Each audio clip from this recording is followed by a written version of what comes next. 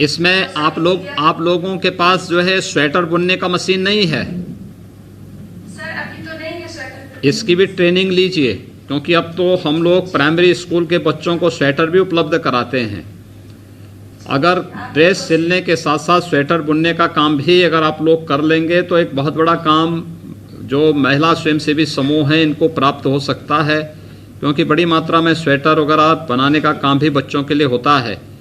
ये काम भी दूसरा, जैसे राशन की दुकान है, बिजली का बिल है, ये सभी कार्यों के साथ भी महिला स्वयंसेवी समूह जुड़ सकती हैं। बहुत इससे आप लोगों के लिए कार्य भी मिलेगा, लोगों को सुविधा भी मिलेगी, और साथ साथ स्वयंसेवी समूह की महिलाओं के हाथों में कार्य होने के साथ साथ उनको आजीविका का भी एक साधन उनके साथ जुड़ जाएगा।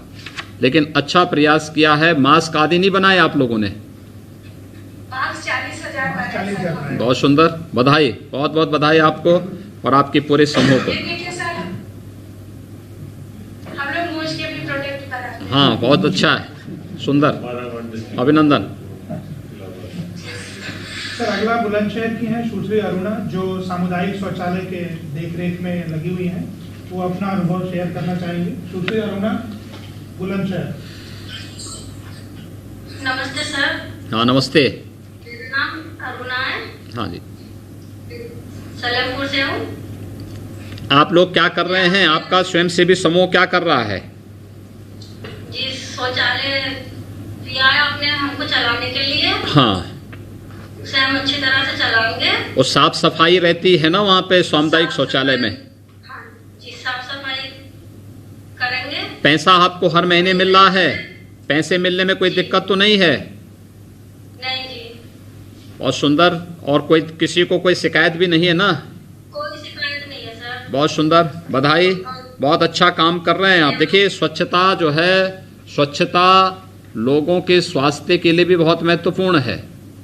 बहुत सारी बीमारियां ऐसी हैं जो खुले में शौच के कारण होती हैं और पता नहीं लगता है, लेकिन जब ये बीमारी गंभीर हो जाती है तब लोगों को पता लगता है। ये स्वच्छता का जो अभियान है प्रधानमंत्री मोदी जी का, स्वच्छ भारत मिशन का, ये सामुदायिक शौचालय या व्यक्तिगत शौचालय का अभियान, ये उसी बीमारियों को समाप्त करने और लोगों के को स्वस्थ रखने का भी एक अभियान है।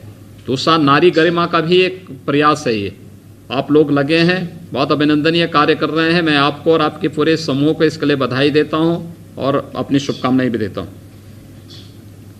आपका बहुत बहुत धन्यवाद। मैं बहुत परेशानी में थी, मेरा घरवाला की नौकरी छूट गई है और मेरे छोटे छोटे से बच्चे हैं। आपने मुझे ये काम दिया है जो मैं आप मेहनत से कार्य करिए, कोई समस्या होगी तो आप बताइए वहाँ पे, ठीक है ना? जरूर सरकार उसमें मदद करेगी आपको। जी नमस्ते। नमस्ते। सर इसी श्रृंखला में बांदा से हैं नीलम देवी। जैसा मैं बता रहा था कि दिवाली के दिन इनके घर में आग लगी सर, और स्वयं सहायता समूह ने 50 किलो गेहूं और 25 किलो चावल और 5,000 रुपये इनको उपलब्ध कराया उसी फंड से सर, BRF जो जोखिम निवारण निधि। जोखिम निवारण निधि। तो मैं अनुरोध करना चाहूँगा नीलम देवी जी से, वो बताना चाहें इस स्कीम के बारे में। नीलम देवी, बांदा।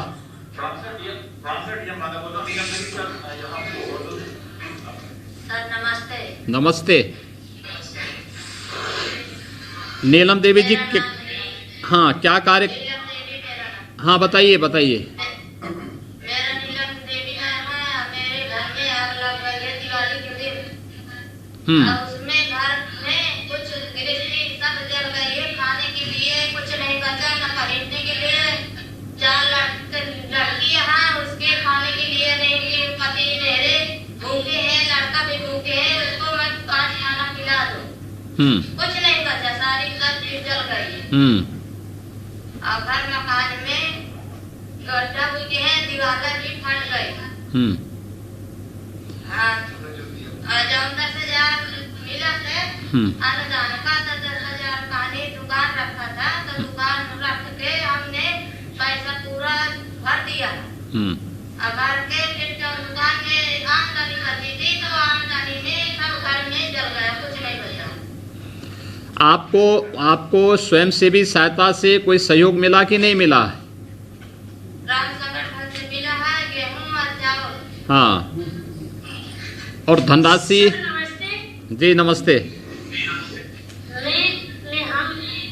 हमारे ग्राम संगठन से मैंने 5,000 पैसा दिए थे। अध्यक्ष की बोल रही हूँ मैं। और मैंने सभी समूह को, महिलाओं को बुला के घरों जाके फोन लगा के मैंने उनको बुलाया गया है।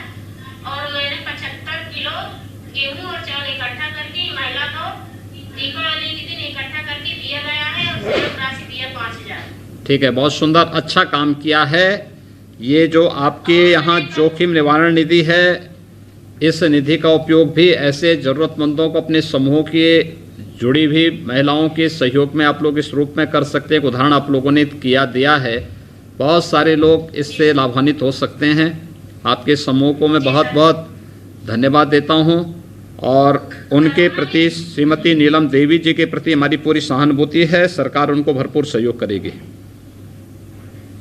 मैं सभी जिलाधिकारी गण को एक बार फिर अनुरोध करना चाहूँगा, जैसा कि माननीय मुख्यमंत्री जी की मंशा है और उन्होंने निर्देश भी दिए हैं इस क्रम में कि गांव में कोई भी व्यक्ति भूखा नहीं रहना चाहिए। किसी की भी इस तरह आकस्मिक बीमारी या इतने बुजुर्ग हैं कि वो इनको कोई दिक्कत हो रही है खाने पीने में रोज के, तो इस निधि का प्रयोग वो करें खुल के और इस तरह की कोई भी स्थिति गांव में उत्पन्न न हो, ये सुनिश्चित करें। मैं इस क्रम में अनुरोध करना चाहूँगा गोरखपुर के की सुश्री नर्मदा देवी को, जिन्होंने ये ICDS कार्यक्रम के अंतर्गत ड्राई राशन वितरण का काम किया है। नर्मदा देवी जी ये पहली बार स्वयं सहायता समूह के लोगों ने किया है। इसमें अपना अनुभव बताइए, कैसा लग रहा है ये काम आपको? जी, मेरा नाम नर्मदा है। हमारे ग्राम का नाम मौजी है। ब्लॉक खजनी है, जिला गोरखपुर। कैसे आप लोगों ने काम किया है? जी सर। ये महिला स्वयंसेवी समूह ने कैसे जो है ये जो पोषाहार वितरण के कार्यक्रम को आप लोगों ने विगत महीने किया होगा ना? जी सर। आपका स्वयंसेवी समूह इसके साथ जुड़ा हुआ है? जी सर। कैसे आप लोगों ने काम किया इसमें? हम लोग झोला लेकर के, सूती वाला झोला लेकर के उसमें राशन पैकिंग करके आंगनबाड़ी को रिसीव करवाती हैं सर। वहाँ पे जरूरतमंदों को ये मिला है कि नहीं मिला है? मिला है सर। आप लोगों ने इस बात की जांच की? जी सर। कितने लोग हैं आपके समूह में? 15 सदस्य हैं। 15 लोग हैं। जी सर। और भी कोई काम आप लोगों का समूह कर पा रहा है? जी सर, सिलाई सेंटर हम चला रहे हैं। सिलाई सेंटर भी चल रहा है। तो आपको यूनिफॉर्म वगैरह मिला सिलने के लिए? ये जो प्राइमरी स्कूल में बच्चों के लिए यूनिफॉर्म बनना था, इसको बनाया कि नहीं बनाया आप लोगों ने? बनाया था सर। ठीक है, बहुत सुंदर। मास्क वगैरह जो ये कोरोना के लिए जो मास्क वगैरह बन रहे थे, इसमें मास्क वगैरह का ट्रेनिंग नहीं दिया बनाने का? ट्रेनिंग नहीं मिला था, लेकिन खुद से सीखे थे। हाँ, तो सीख सकते हैं, ट्रेनिंग भी ले सकते हैं। अगर आप लोग लेंगे तो अच्छा रहेगा, बनाइए, क्योंकि कोरोना तो अभी है ही और अभी 5-6 महीने तक तो ये मास्क आदि पहनना ही पड़ेगा लोगों को। तो इसको बनाएंगे, उसके बाद भी इसका उपयोग तो हर जगह मास्क का उपयोग तो लोग कर ही सकते हैं। अगर आप लोग इसको करेंगे तो बहुत अच्छे ढंग से ये आगे बढ़ सकता है। चलिए नर्मदा देवी जी, आपको और आपके पूरे समूह को बहुत बहुत बधाई। जी सर, एक बात और हम कहना चाहते हैं। हाँ बताइए बताइए। जैसे समूह की महिलाओं को मनरेगा वाला काम शुरू करवा दीजिए। ठीक है, क्या करेंगे आप लोग इसमें? सर, हमको बहुत खुशी होगा। क्या काम करेंगे आप लोग बताइए? नरेगा में काम करेंगे। कैसे? और मिट्टी खन के कपाल पर। हाँ तो रखिए ना, उसमें कौन दिक्कत आ रही? तो कोई भी कर सकता है। तो स्वयं सहायता समूह की महिलाएं करें तो और भी हमको खुशी होगी। आप लोग उसको भी कर सकते हैं। ग्रामीण क्षेत्र में जो सामुदायिक शौचालय हैं, उसके शौचालय की जिम्मेदारी भी ले सकते हैं। जहाँ पे राशन की दुकान है, राशन की दुकान में विवाद है, तो वह भी जिला प्रशासन महिला स्वयंसेवी समूह को दे सकता है। तो बहुत सारा कार्य महिला स्वयंसेवी समूह को मिलने वाला है। आप लोग ट्रेनिंग लेकर के उसके अनुरूप हो जाएंगे तो बहुत अच्छा काम कर सकती हैं।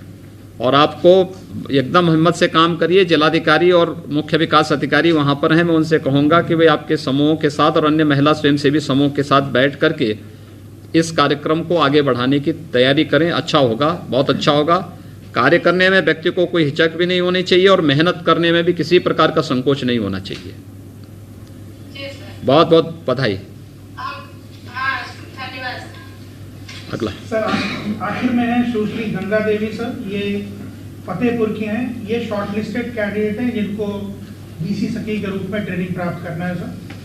मैं अनुरोध करना चाहूँगा गंगा देवी जी से कि वो इस अवसर पे अपना अनुभव शेयर करना चाहें। गंगा देवी, फतेहपुर। सर नमस्कार। सर नमस्कार सर, ज्योति देवी है। नमस्ते जी। गंगा देवी जी सर नमस्कार जी। नमस्ते गंगा देवी जी, आपका चयन बीसी सखी के लिए हुआ है। जी सर। ट्रेनिंग ले लेंगे आप? जी सर। कौन क्लास तक पढ़ी हैं आप? सर मैंने 12th कंप्लीट कर रखा है। बहुत सुंदर। और ट्रेनिंग लेने में कोई दिक्कत तो नहीं है ना? नहीं सर, कोई दिक्कत नहीं। बहुत सुंदर। कायदे से मेहनत से अगर आप ट्रेनिंग ले लेंगे तो गांव में ही आपको जो है एक बैंकिंग कॉरेस्पॉन्डेंट के रूप में कार्य करने का एक अवसर मिलेगा और एक निश्चित आमदनी आपकी गांव में अपने सामान्य कार्यों को करते हुए अगर इस कार्य को भी अगर आप कर लेंगे, प्रतिदिन 1 घंटा 2 घंटा भी समय निकाल करके आप इस कार्य को कर लेंगे तो बहुत आपको लाभ इससे मिलेगा। ये प्रोग्राम है जिसके माध्यम से महिलाओं के सशक्तिकरण की दिशा में बहुत अच्छा कार्य हो सकता है। गंगा देवी जी, आपके इस साहस के लिए आपका अभिनंदन और आपको और आपके पूरे समूह को बहुत बहुत बधाई। धन्यवाद सर। मैं सर अनुरोध करना चाहूँगा माननीय मुख्यमंत्री जी से कि इस अवसर पर इस कार्यक्रम से जुड़े सभी लोगों को और ग्राम विकास विभाग के अधिकारियों को अपना मार्गदर्शन देने का कष्ट करें। माननीय मुख्यमंत्री जी। प्रदेश के 97,663 स्वयं सहायता समूहों और उनके संगठनों को लगभग 446 करोड़ रुपए की पूंजी के ऑनलाइन अंतरण के आज के इस कार्यक्रम में उपस्थित मंत्रिमंडल के मेरे वरिष्ठ सहयोगी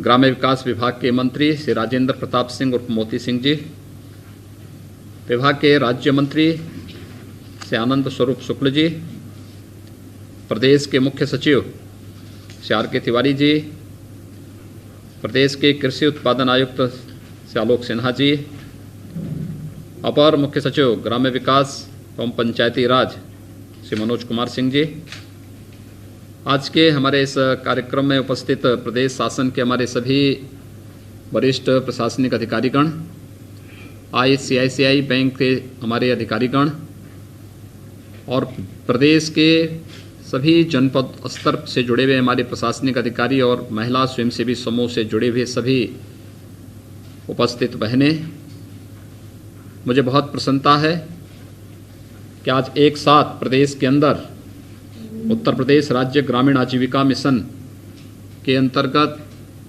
स्वयं सहायता समूहों के 97,663 से अधिक समूहों को 446 करोड़ रुपए की धनराशि का अंतरण एक साथ यहाँ पर हो रहा है। मेरा ये मानना है कि महिला सशक्तिकरण के लिए एक ग्रामीण क्षेत्र में स्वावलंबन का जो एक कार्यक्रम हो सकता है उसमें महिला स्वयंसेवी समूह की बहुत बड़ी भूमिका हो सकती है। जैसे कि आपको उदाहरण एक दिखाया गया है आज कि कैसे बुंदेलखंड में बलिनी मिल्क प्रोड्यूसर ने एक वर्ष में 46 करोड़ रुपए का बिजनेस किया और 2 करोड़ 26 लाख रुपए का मुनाफा कमाया है। मुझे लगता है कि किसी भी महिला समूह के लिए अपने आप में एक उदाहरण है और ये संभावना केवल बुंदेलखंड में ही नहीं है, ये संभावना तो प्रदेश के अंदर हर जनपद में मौजूद है, हर एक स्तर पर मौजूद है। केवल हमारे प्रशासनिक अधिकारीगण और इस व्यवस्था से जुड़े हुए जो अधिकारी हैं, ये एक योग्य योजक के रूप में उन स्वयंसेवी समूहों के साथ जुड़ करके अगर कार्य करना प्रारंभ कर लेंगे तो हर जनपद में हम एक बलनी मिल्क प्रोड्यूसर की तरह ही एक नए ऐसे महिला स्वयंसेवी संगठन खड़ा कर सकते हैं जो मातृशक्ति के स्वावलंबन की दिशा में, बहन और बेटियों के स्वावलंबन की दिशा में एक बहुत बड़ी भूमिका का निर्वहन कर सकते हैं। मैं इस पूरे अभियान के लिए सबसे पहले ग्राम्य विकास विभाग को हृदय से धन्यवाद देता हूं, और जो स्वयं सहायता समूह आज इस कार्यक्रम के माध्यम से जिन्हें इतनी राशि का वितरण हो रहा है, उन सबको हृदय से बधाई देता हूं, उनके प्रति अपनी शुभकामनाएं देता हूं। जैसे कि बताया गया कि देखिए, पिछले कुछ समय से जो कार्यक्रम हुए हैं, आपने देखा होगा एक महिला स्वयंसेवी समूह मनरेगा के अंतर्गत और भी कार्य करने के इच्छुक हैं, और प्रशासन को चाहिए कि हम उनके साथ संवाद बना करके उन्हें कार्य देने के लिए प्रेरित करें। अच्छा है, कार्य के लिए वे सभी कार्यक्रम उन तक हम पहुंचाने का कार्य करें जिससे उनके हाथों को रोजगार मिल सकें और वे अधिक से अधिक कार्यों के साथ जुड़ करके, शासन की योजनाओं के साथ जुड़ करके अपने समूह को और भी लाभकारी बना करके औरों के सामने एक प्रेरणा प्रस्तुत कर सकें। प्रदेश के अंदर इस दिशा में पिछले 8-9 महीनों के दौरान बहुत काम हुआ है। खासतौर पर आपने देखा होगा, अभी हम लोगों ने एक बेसी सखी से बातचीत किया है। प्रदेश के अंदर हर ग्राम पंचायत में एक बैंकिंग कॉरेस्पॉन्डेंट सखी के चयन की प्रक्रिया पूरी हो चुकी है और उनकी ट्रेनिंग का कार्यक्रम हो रहा है। ट्रेनिंग के बाद ये हर गांव में जाएंगी, पैसे के लेन देन के कार्यक्रम को बैंकों से जोड़ करके लोग स्वयं वहां पे संपादित करेंगे। कितना बड़ा कार्य है ये। आपने देखा होगा, कोरोना कालखंड में हम वृद्धावस्था पेंशन, निराश्रित महिला पेंशन, दिव्यांगजन पेंशन, किसान सम्मान निधि या फिर जनधन अकाउंटधारी महिलाओं के खाते में जो प्रधानमंत्री जी ने अतिरिक्त धनराशि उन्हें उपलब्ध कराई थी, इस सभी के लिए लोग बैंकों में जाते थे, वहां लाइन लगाते थे। कोरोना का खतरा समाप्त नहीं हुआ, हर गांव में बैंक भी नहीं है। हमारे पास प्रदेश के अंदर अगर हम लोग देखेंगे तो 59,000 के आसपास ग्राम पंचायतें हैं। हमारे पास 700 से अधिक नगर निकाय हैं, लेकिन बैंकों की संख्या प्रदेश में कुल 18,000 है। तो स्वाभाविक रूप से हर गांव में बैंक की शाखा नहीं है, तो हर गांव में बैंक की शाखा या बैंक उपलब्ध न होने के कारण उन्हें 5 किलोमीटर 7 किलोमीटर तक जाना पड़ता है। आने जाने में समय लगना, बैंक में भीड़ होने पर वहां उनको वेट करना, ये सभी कार्य। दूसरा, बैंक का एक कार्य दिवस का होता है उनका, सुबह 10 बजे से लेकर 2 बजे तक ही वे पैसे का लेन देन कर सकते हैं।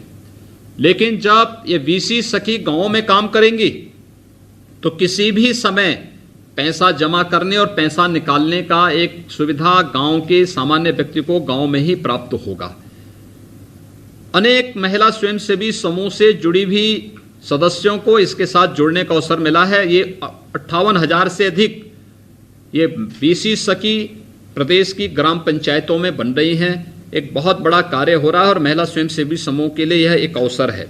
इसी प्रकार से सामुदायिक शौचालयों की स्वच्छता और उसके रखरखाव की व्यवस्था, आप देखेंगे हर ग्राम पंचायत में एक सामुदायिक शौचालय बनना है।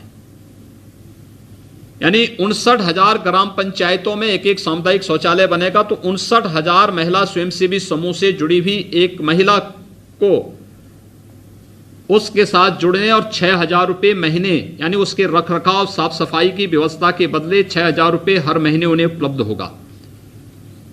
बीसी सखी के बाद सामुदायिक शौचालयों के रखरखाव और उसके स्वच्छता के प्रति जागरूकता और उसको पूरी तरह देखभाल करना, और उनको इतना रोजगार का सृजन वहां पे हुआ है। जैसे अभी अलीगढ़ के अंदर आपने देखा होगा कैसे एक महिला स्वयंसेवी समूह से जुड़ी बहन ने बोला कि पति का काम नहीं था, घर की आवश्यकता थी, उन्होंने इस व्यवस्था को संभाला। और मैं चाहूँगा कि स्वच्छता के लिए हाथ से वहाँ पे पोछा लगाने की आवश्यकता न पड़े, बल्कि हम उसके लिए मशीन और या उस प्रकार की व्यवस्था दें जिससे वे लोग साफ सफाई भी रख सकें, लेकिन साथ साथ जो स्वास्थ्य के आवश्यक नियम हैं उसका पालन भी वहाँ पर किया जा सके, इस बात को भी हमें ध्यान में रखना होगा। उसके साथ हम उनको जोड़ें। किसी की गरीबी का फायदा हम लोग किसी को भी ना लेने दें, बल्कि उसके साथ हम उनके सम्मान की रक्षा भी करें और उनको स्वच्छता के प्रति भी जागरूक करेंगे तो बहुत बड़ा काम हो सकता है। मैं अलीगढ़ के और अन्य सभी जिला प्रशासन से कहूँगा कि इस बात का ध्यान रखेंगे। हर ग्राम पंचायत में जिन भी बहनों को ये काम देंगे तो उन पर इस बात के ध्यान रखने की आवश्यकता है। प्रदेश सरकार ने यह भी निर्णय लिया है कि प्रदेश के अंदर जितने भी राशन की दुकानें हैं, जहां भी कोई अनियमितता की शिकायत आती है और वह निरस्त होती है तो पहली प्राथमिकता गांव की महिला स्वयंसेवी समूह को देने की होनी चाहिए और इसमें हमें बिना किसी उसके महिला स्वयंसेवी समूह को ये कोटे की दुकान देनी चाहिए और उसमें आवश्यक प्रशिक्षण की आवश्यकता पड़ती है तो उन्हें दे करके इस कार्यक्रम को हमें आगे बढ़ाना चाहिए। मुझे बहुत अच्छा लगा कि एक जगह जहां पे ट्रैक्टर से राशन लाने का काम महिला स्वयंसेवी समूह से जुड़ी हुई महिलाएं स्वयं ट्रैक्टर चला के राशन लेके आ रही हैं। ये महिला स्वावलंबन का और मिशन शक्ति का एक प्रभाव है। ये उसका परिणाम है कि कितनी मजबूती और कितने विश्वास के साथ वे अपने गांव के लोगों के लिए राशन उपलब्ध कराने के लिए पूरी मजबूती के साथ कार्य कर रही हैं। क्योंकि एक महिला जब स्वावलंबन के साथ आगे बढ़ती है तो परिवार ही नहीं, पूरा समुदाय, पूरा गांव के सामने एक विश्वास का वो प्रतीक बनता है। एक अच्छा कार्य इसके माध्यम से होता है। प्रदेश सरकार ने पहले चरण में प्रदेश के अंदर 200 से अधिक विकास खंडों में बाल विकास और पुष्टाहार के द्वारा दिए जाने वाले पोषाहार की व्यवस्था महिला स्वयंसेवी समूह को दिया है। प्रदेश सरकार ने एक सैद्धांतिक निर्णय लिया है कि प्रदेश के अंदर सभी विकास खंडों में जितने भी हमारे 821 विकास खंड हैं, इन सभी में हम लोग महिला स्वयंसेवी समूह के माध्यम से इस कार्यक्रम को आगे बढ़ाएंगे। और मुझे प्रसन्नता होगी कि जब पहले चरण में जो 200 से अधिक पर यह कार्रवाई चल रही है, जिस पर इन्होंने बहुत अच्छे ढंग से कार्यक्रम को आगे बढ़ाया है, ये कार्यक्रम अगर सफलतापूर्वक आगे बढ़ जाता है तो ये अपने आप में देश के लिए एक मानक होगा। दूसरा, समय पर कुपोषित महिलाओं को, बच्चों को उनका पोषाहार उपलब्ध हो जाए और वे उसका सेवन करने लग जाएं, इसके बारे में जागरूकता का एक विशाल कार्यक्रम हम आगे बढ़ा लें तो इसका व्यापक प्रभाव पड़ने वाला है। स्वास्थ्य पर, इसके यानी सामुदायिक स्वास्थ्य पर भी इसका असर पड़ेगा और लोग स्वाभाविक रूप से प्रदेश के अंदर जो मातृ मृत्यु दर है, शिशु मृत्यु दर है, इन सबको नियंत्रण करने में भी हमें बहुत मदद मिलेगी। इन कार्यक्रमों को हम आगे बढ़ा सकते हैं। मुझे बहुत प्रसन्नता है, ड्रेस, स्कूली बच्चों के ड्रेस निर्माण के लिए भी बहुत सारे जनपदों ने अच्छा काम किया है। खासतौर पर प्रयागराज में 17,000 ड्रेस एक महिला स्वयंसेवी समूह के द्वारा बनाया जाना, और ये तो हर एक ग्राम पंचायत में हमारे प्रदेश के अंदर 1,58,000 से अधिक हमारे बेसिक शिक्षा परिषद के स्कूल हैं। 1,80,00,000 से अधिक, यानी दिल्ली की जितनी आबादी है उतना हमारे यहाँ बेसिक शिक्षा परिषद में बच्चे पढ़ते हैं। उतने बच्चों के लिए 2-2 यूनिफॉर्म बनाने की कार्रवाई, और उतने बच्चों के लिए यूनिफॉर्म बनाने की कार्रवाई के साथ ही उतने बच्चों 1,80,00,000 बच्चों को स्वेटर भी प्रदेश सरकार दे रही है। ड्रेस बनाने के साथ साथ स्वेटर की बुनाई का काम भी, उसकी ट्रेनिंग के कार्यक्रम को भी कुछ महिला स्वयंसेवी समूह को हम जोड़ सकेंगे तो एक साथ 1 वर्ष पहले ही अगर उनको इस बात का ऑर्डर देकर के वे बनाने लग जाएंगी तो उनके पास एक बहुत बड़ा कार्य इसके माध्यम से उपलब्ध हो सकता है। लेकिन साथ साथ हमें इस ट्रेनिंग को देने के साथ ही हमें रेडीमेड गारमेंट्स के साथ भी इसको जोड़ना चाहिए। आखिर उत्तर प्रदेश इसका हब क्यों नहीं बन सकता है? जब गांव में एक एक महिला स्वयंसेवी समूह इस कार्य के साथ जुड़ करके और स्वयं विश्वास के साथ कह सकती हैं कि नहीं, हम अच्छा सिलेंगे, अच्छा कपड़ा सिलेंगे, तो हमारा प्रयास होना चाहिए कि हम उन्हें मार्केट से रॉ मटेरियल उपलब्ध करवाएं और फिर उनके लिए मार्केटिंग की व्यवस्था करें। जो भी कपड़ा वे सिलती हैं उन्हें मार्केट तक पहुंचाने की व्यवस्था, और इसमें हमें उन्हें आगे बढ़ाने के लिए कार्य करना चाहिए। एक जनपद एक उत्पाद के अंतर्गत जो प्रदेश के अंदर विभिन्न जनपदों की अलग अलग उत्पाद है, महिला स्वयंसेवी समूह की इसमें बहुत बड़ी भूमिका हो सकती है। इसके प्रचार प्रसार में, इसकी ब्रांडिंग में, और इसकी मार्केटिंग में। जैसे एक महिला स्वयंसेवी समूह ने बताया कि उन्होंने कैसे मूंज के बर्तन अपने तरीके से उन्होंने बनाए हैं, ऐसे ही अलग अलग समूह के द्वारा अलग अलग, कहीं कालीन का काम होता है, कहीं साड़ी का काम होता है, कहीं पे अन्य अलग अलग कार्य होते हैं। बहुत अच्छा कार्य हम इसके माध्यम से कर सकती हैं। इसके साथ ही प्रदेश के अंदर जो संभावनाएं हैं वह हैं अगरबत्ती बनाने के काम भी। बहुत सारे स्तर आप देखते होंगे, बड़े बड़े धर्मस्थल हैं, बड़े बड़े जगह लोग फूल की खेती करते हैं, पुष्प की खेती करते हैं, लेकिन पुष्प जब तक पौधे से तोड़ा नहीं जाता है तब तक उसमें वह पुष्प रहता है। मंदिर में चढ़ाने के बाद 10 घंटे 12 घंटे के बाद फिर उसको निकाल के फेंक दिया जाता है। अगर हम उसे कलेक्ट कर लें, एक जगह इकट्ठा करके सुखा लें, तो उससे धूप अगरबत्ती भी बन सकती है, उससे इत्र भी बन सकता है, उससे तमाम अन्य चीजें बन सकती हैं। यानी भगवान को अर्पित किए गए या अतिथि को अर्पित किए गए पुष्प का कैसे उपयोग किया जा सकता है, यह आज एक नई ट्रेनिंग के कार्यक्रम को हम जोड़ सकते हैं। इस कार्यक्रम को बहुत अच्छे ढंग से आगे बढ़ा सकते हैं। इसी प्रकार से गौ आधारित खेती के लिए भी हम लोग कार्यक्रम बना सकते हैं। महिला स्वयंसेवी समूह एफपीओज के साथ भी गठन कर किया जा सकता है गौ आधारित खेती को बढ़ावा देने के लिए। या मैंने देखा था इस बार दीपावली के अवसर पर गाय के गोबर से लोगों ने दीपक बनाए, बड़े पैमाने पे लोगों ने इसको खरीदा। बहुत सारी जगह महिला स्वयंसेवी समूह ने मिट्टी के दीपक बनाए दीपावली के अवसर पर और अन्य अवसरों पर, उसकी बहुत बिक्री हुई, बहुत अच्छा उसका एक को देखने को मिला, लोगों में एक नया आकर्षण उसको देखने को मिला। अगर गांव गांव में और नगर नगर में इस प्रकार का कार्य होने लग जाएगा तो हमें दीपावली के अवसर पर झालर लेने के लिए या दीपक लेने के लिए या गौरी गणेश की प्रतिमा के लिए चीन पे निर्भर रहने के लिए क्यों मजबूर होना पड़ेगा, या चीन अपने उत्पाद को हमारे मार्केट में कैसे ला पाएगा। आत्मनिर्भर भारत का आधार हमारी स्थानीय उत्पाद और महिला स्वयंसेवी समूह के द्वारा जो स्थानीय स्तर पर किया जा रहा प्रयास है ये बनेगा। और इस दृष्टि से बहुत सारी महिला स्वयंसेवी समूह ने बहुत अच्छा, बहुत शानदार कार्य किया है। मुझे बहुत प्रसन्नता है कि आज इस कार्यक्रम के साथ जहां एक रिवॉल्विंग फंड उनके यहाँ उनको अलग अलग स्वयंसेवी समूहों को उपलब्ध कराने का कार्य किया जा रहा है, साथ ही साथ यहाँ पर एक ट्रेनिंग के साथ हमारा एक विशेष MOU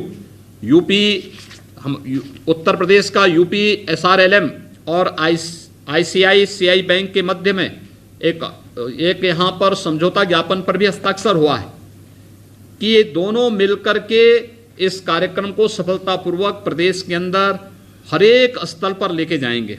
हमारा प्रयास होना चाहिए कि अभी प्रदेश के अंदर लगभग 4 लाख के आसपास महिला स्वयंसेवी समूह हैं और 45 लाख के आसपास बहनें इसके साथ जुड़ी हुई हैं।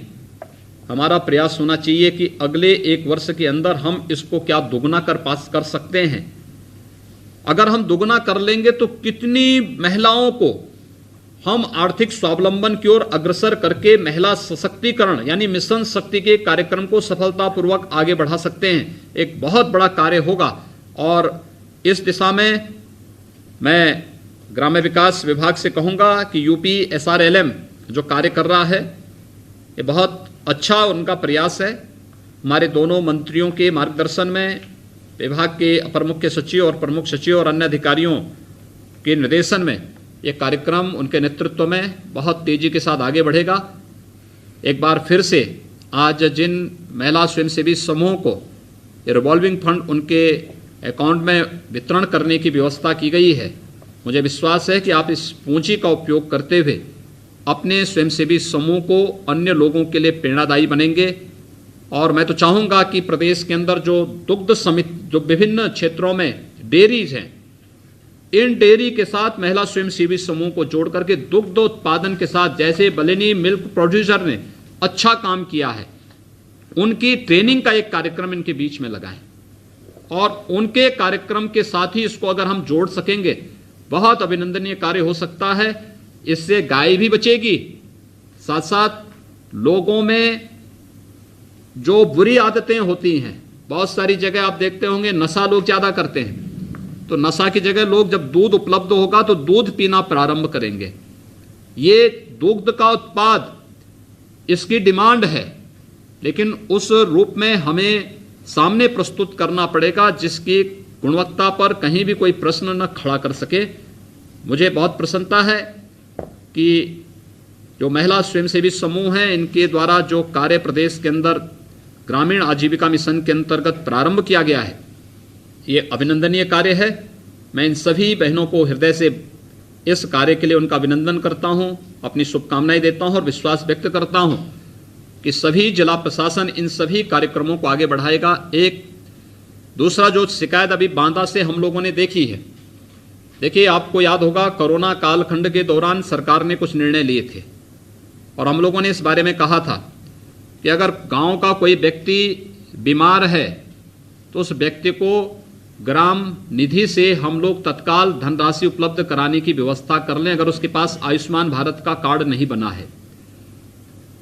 आयुष्मान भारत का कार्ड हर एक गरीबी रेखा के नीचे जीवन यापन करने वाले व्यक्ति का बनना चाहिए, लेकिन फिर भी वह कहीं से छूट गया है तो उपचार के लिए तत्काल उसको एक निश्चित राशि उपलब्ध करवाने की व्यवस्था, लगभग 2000 रुपये तक की राशि उसे उपलब्ध करवाने की व्यवस्था करने के लिए कहा गया था। किसी व्यक्ति के घर में राशन नहीं है, उसका राशन कार्ड बनाना, उसे राशन उपलब्ध कराना और तत्काल नगद राशि ग्राम निधि से उपलब्ध कराने की व्यवस्था के लिए भी प्रदेश सरकार ने इसके बारे में कहा था। अगर कोई निराश्रित व्यक्ति मर जाता है, उसका अंतिम संस्कार करने वाला कोई नहीं है, तो ग्राम निधि से या शहरी क्षेत्र में स्थानीय निधि से, या मैंने ये भी स्वतंत्रता दी कि जहां पे कोई निधि नहीं वहां पर आप TR-27 से पैसा निकालिए और फिर स्टेट से मुख्यमंत्री रिलीफ फंड से इस पैसे की डिमांड करिए। 5000 रुपये की राशि वहां पर उस व्यक्ति के अंतिम संस्कार को सम्मानजनक ढंग से संपन्न करने के लिए आप इसका उपयोग कर सकते हैं। ये कार्य हमें करने में संकोच नहीं करना चाहिए। जरूरतमंदों को इस प्रकार की सुविधा का लाभ हमें देना चाहिए।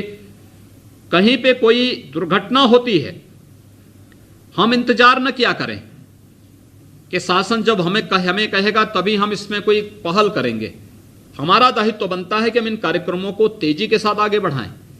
अच्छा होगा इस समय रेन बसेरे के कार्यक्रम, महिला स्वयंसेवी समूह को इसके साथ भी आप जोड़ सकते हैं। बहुत सारी जगह बहुत अच्छा कार्य महिला स्वयंसेवी समूह कर सकती हैं और ये कार्यक्रमों को हम जितनी तेजी के साथ आगे बढ़ा पाएंगे अच्छा होगा, क्योंकि भीषण शीतलहर भी प्रारंभ हो चुकी है।